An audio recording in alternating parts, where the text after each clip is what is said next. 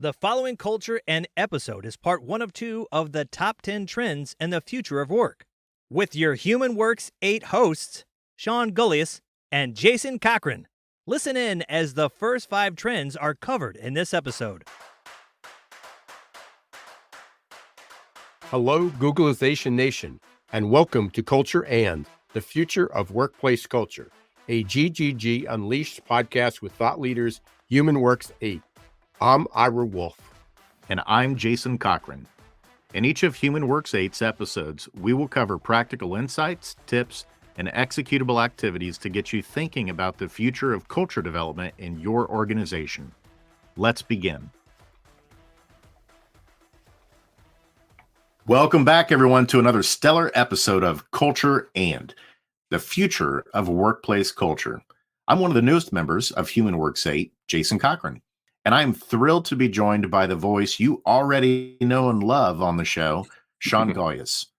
We are going to be taking a fun twist on today's episode, as we're going to do a David Letterman-style top 10 list on the future of work because, let's be honest, folks, everyone is both fascinated and terrified by the future right now, as our workplaces and work itself is changing faster than ever.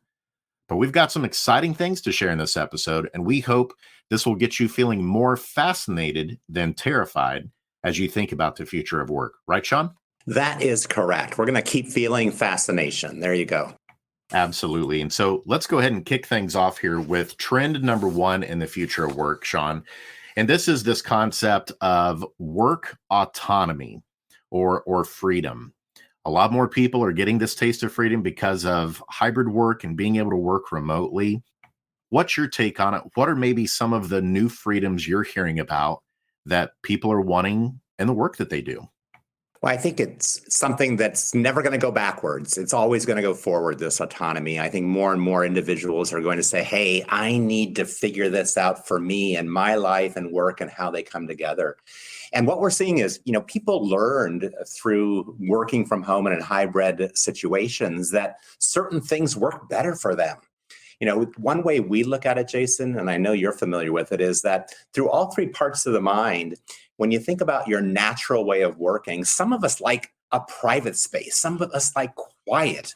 Others are more drawn to and need that collaborative, sort of open kind of space.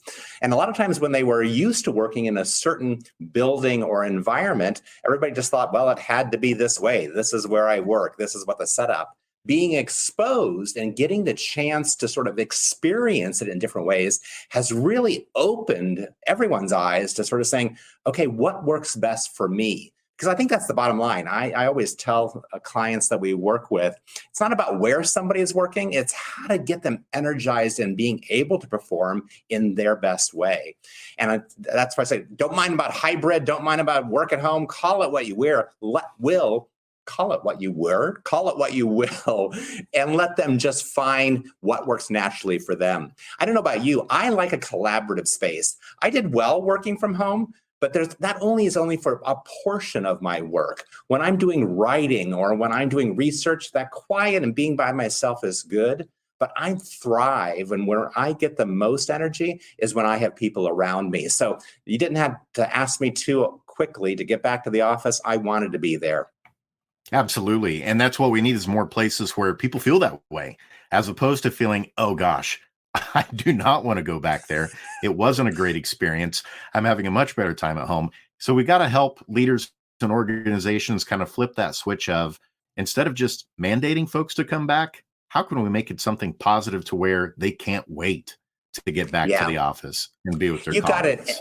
And I agree, Jason. And one thing we also coach a lot of leadership teams on is that strong why. What is the why of being back with people? And sometimes that why can be accomplished with a hybrid kind of environment. But some organizations, if it's a tangible work that you're doing and needing to pass along or to be in the same space, then sometimes that why is not communicated clearly, which causes sort of that disconnect. And then people are saying, they're forcing me to come back. And it's not about work autonomy. It's like, what is the work necessity that's driving where you need to be and where you need to work? And you just queued up trend number 2 perfectly, Sean. That's a perfect segue, because number 2 is we're moving away from just jobs Now people are thinking about meaningful work. So kind of chew on that concept a little bit for us too. We're moving away from just doing jobs and people are thinking more meaningfully about the work. And my passion around this, Jason, is all about coming from a place of values. I think everything we've lived through over the last 2 or 3 years has really repositioned in everyone's head and body and spirit is that they want to do work that has some meaning, both to impact the world out there, but also to the individual. And I think having strong individual values and understanding those and being clear about really where are you coming from a personal value and how does that align and connect with an organization's values is so critical these days. And we're doing so much work that way, both aligning and helping organizations really elevate and really energize what their value language is, but also one step a lot of organizations aren't doing is connecting that back to an individual's personal values. And once you have that connection, to me, that's where the magic is. That's where the electricity comes from, because it says, that's why I want to work there. That's what brings meaning. It connects with me, but I also see the connection of what this organization is doing for the world. I love that. And it just reinforces people aren't just showing up for paychecks anymore. Right. By and large. I mean, yes, there are some folks that may be going through some hardships and they may be doing types of work, and there's nobility and honor in all work. But for most people, if they have the opportunity to do work that aligns with those personal values, that's what they want to lean into now as they think about work in that more meaningful way. Trend number 3. Agree. Oh, you're going to go to trend. Can we stop one more thing on trend number 2, though, Jason? Absolutely. And yeah. you made me think of that. And it's all around, we hear a lot of leaders saying, is this employee committed? That word commitment is thrown around a lot with, is somebody really engaged? And commitment comes from value alignment. That's where it starts, everybody. So I just wanted to make that mention around that too, as far as meaningful work. Somebody is committed is when values are aligned. So I just wanted to put that point out there as well for people to think about. That's a good call out. And if you need help figuring out even maybe what your personal values are, we do that at Humanworks8. So many much times fun. That's the first step. Absolutely it is. It absolutely is. Trend number 3, we're going to roll into the next one here, Sean, is there's a big focus now on workplace mental health and well-being. So much so even 1 year ago, the U.S. Surgeon General, Vivek Murthy, said, we have reached public health crisis levels when it comes to mental health in the workplace. And the federal government now is even investing resources in figuring this out. What are your thoughts on workplace mental health as we move into the future?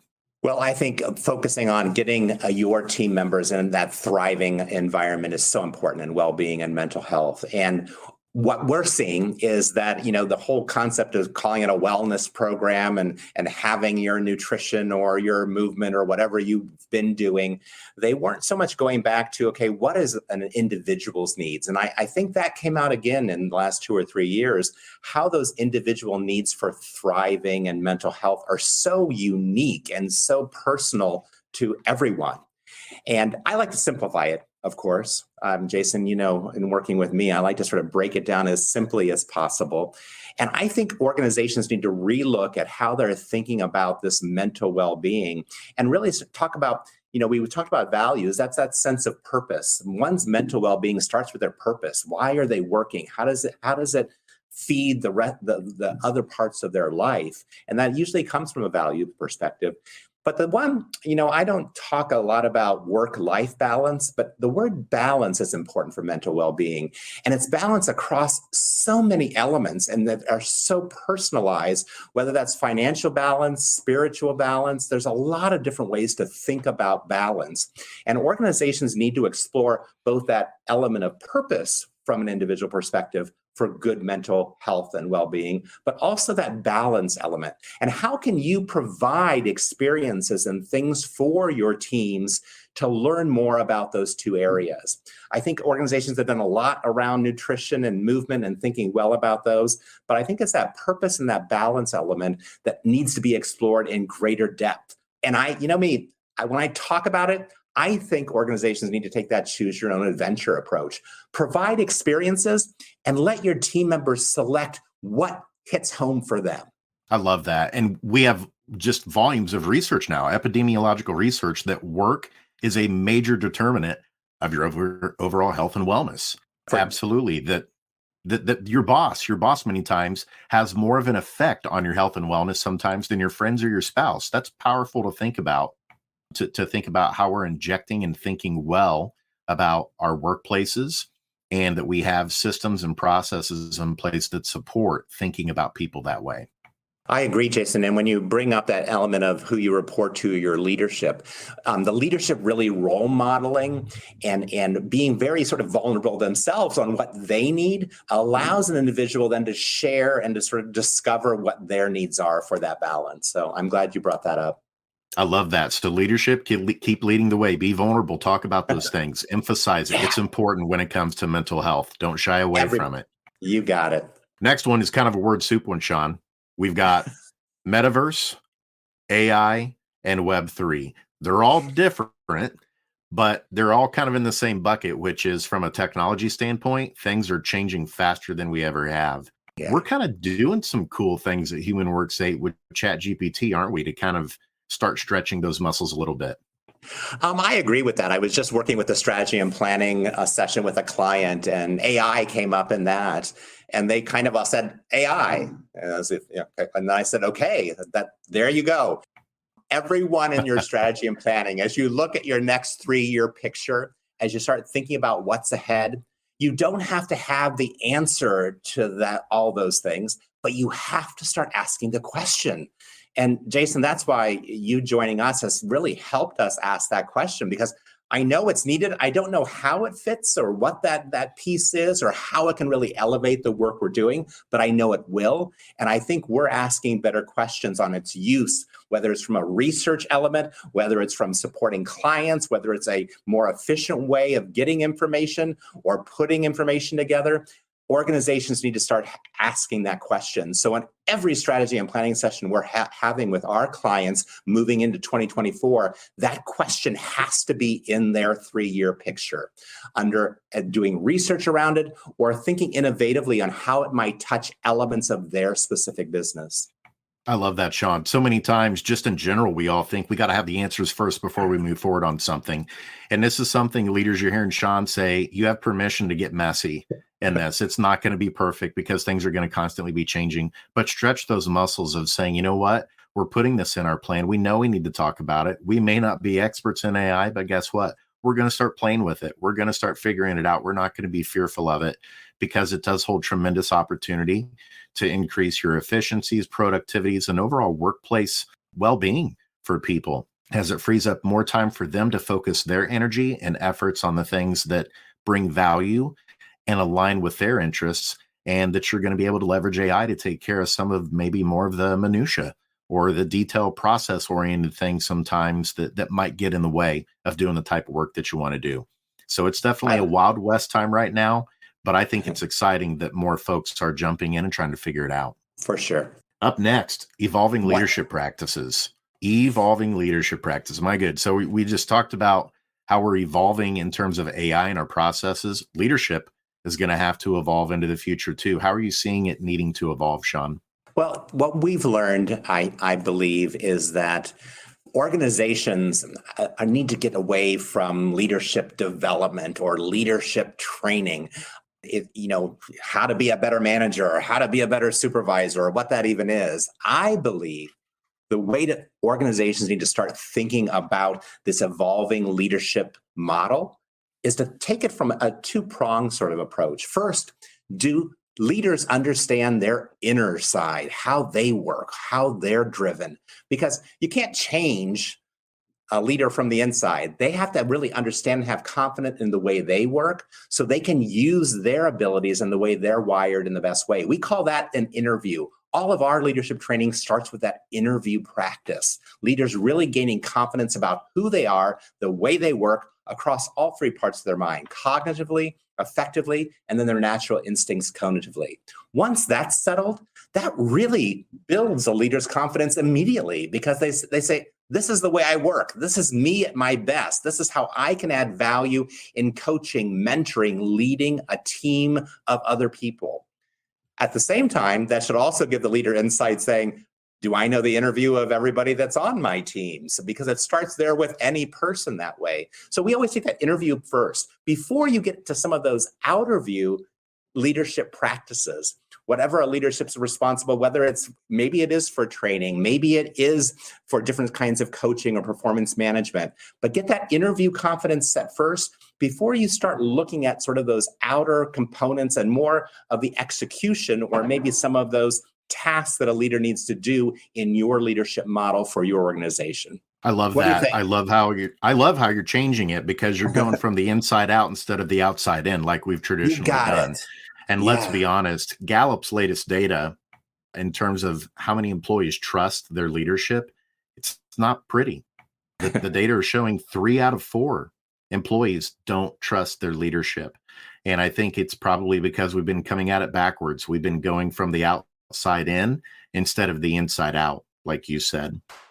That's a wrap for part 1, where Sean and Jason covered the first 5 of the top 5 trends for the future of work. Stay tuned for part 2 next month, where they'll cover the second 5. Learn more at Humanworks8.com.